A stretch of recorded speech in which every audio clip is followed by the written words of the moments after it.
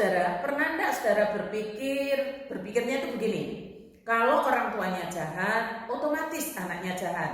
Kalau orang tuanya rusak, otomatis anaknya juga rusak. Kalau orang tuanya itu stres, ya otomatis anaknya stres. Kalau orang tuanya gila, ya pastilah anaknya juga gila. Pernah enggak saudara berpikir demikian? Atau hal-hal yang lain yang pasti diwariskan dari orang tua. Pernahkah saudara berpikir begitu?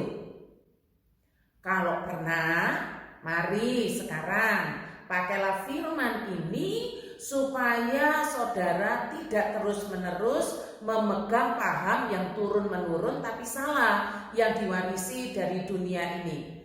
Sekarang saudara harus memegang firman Tuhan karena saudara adalah milik Tuhan. Ya, tujuannya di sini dengan beralih pada firman Tuhan, maka saudara akan meninggalkan kebiasaan cara hidup yang lama, digebyah uya podo asine. Mari kita tinggalkan itu. Saudara tentunya mengenal tentang Saul, raja Israel yang pertama. Saul tidak setia kepada Allahnya. Saul memberontak kepada Allahnya. Saul tidak menghormati Allahnya. Saul tidak melakukan firman Allah. Bahkan Saul ini dicatat di pasal 18 benci sekali kepada Daud. Bencinya itu sampai kepada ubun-ubunnya. Sampai dicatat begini saudara di 1 Samuel 18. Sejak hari itu Saul selalu mendengki Daud. Dengki itu saudara sudah di atasnya benci sekali. Memang kalau dicatat ada alasannya. Alasannya begini yang dicatat. Dan perempuan yang menari-nari itu menyanyi berbalas-balasan. Katanya Saul mengalahkan beribu-ribu musuh, tetapi Daud berlaksa-laksa.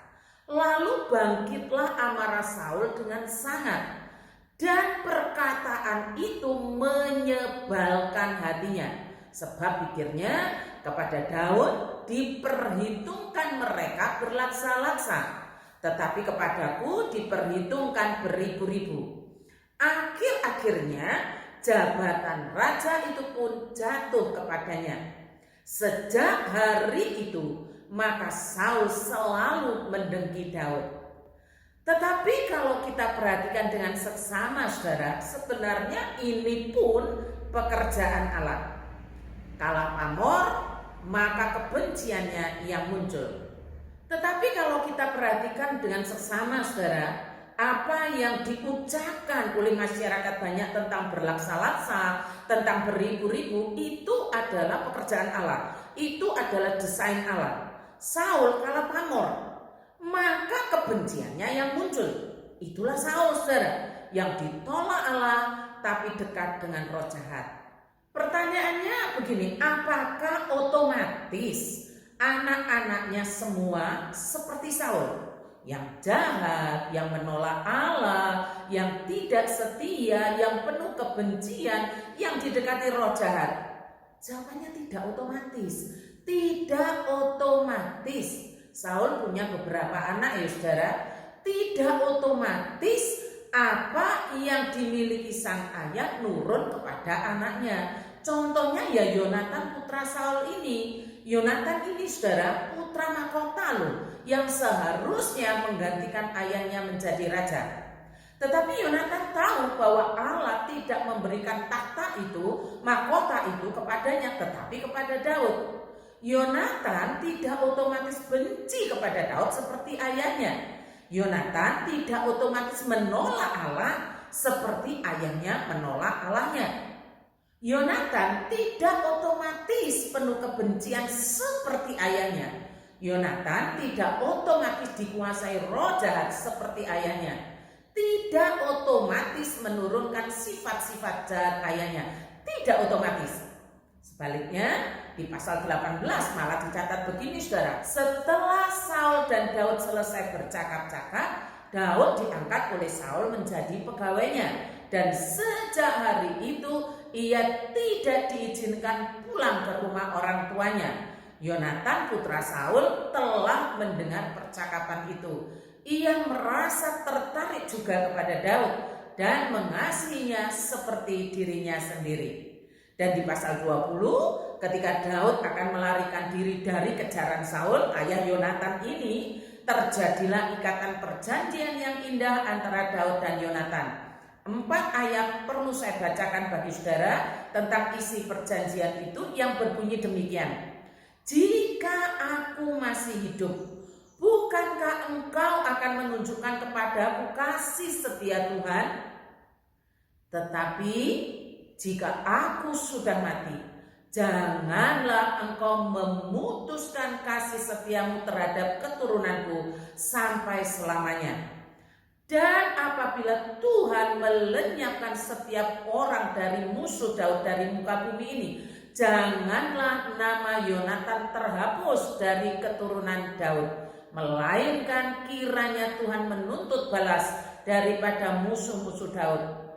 Dan Yonatan menyuruh Daud sekali lagi bersumpah demi kasihnya kepadanya, sebab ia mengasihi Daud seperti dirinya sendiri.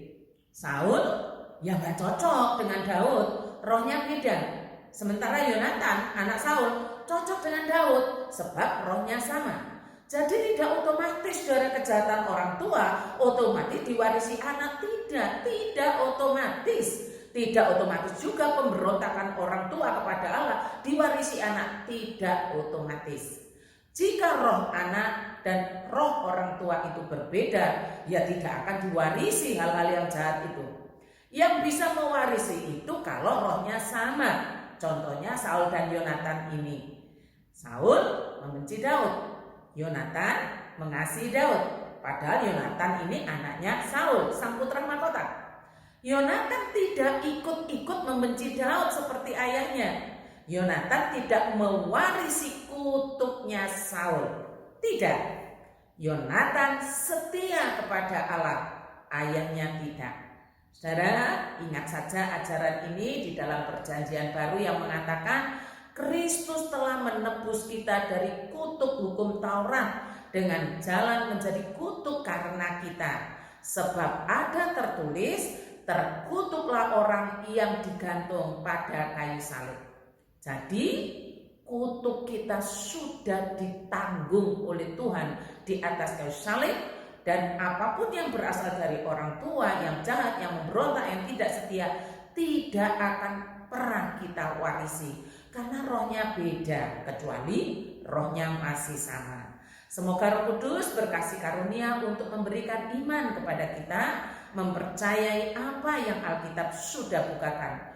Kutuk kita sudah dibayar lunas dan beres oleh Tuhan Yesus di atas kayu salib. Tuhan memberkati. Selamat ulang tahun Elias Stefania Giovanni dan Danielo Kuncoro. Kiranya Roh Kudus hidup di dalam diri kalian melalui ajaran firman Tuhan. Mari kita berdoa. Berkatilah ya Tuhan jemaat-Mu dengan berkat surgawi, berkat firman-Mu. Demikian juga anak-anak ini yang hari ini berulang tahun, Elias Stefania Giovanni dan Danielo Kuncoro, agar mereka sejak dini telah mengenal dan percaya bahwa kutuk telah ditanggung oleh Tuhan Yesus Kristus di atas kayu salib dan sudah lunas. Terima kasih Tuhan, di dalam nama Tuhan Yesus kami berdoa. Amin.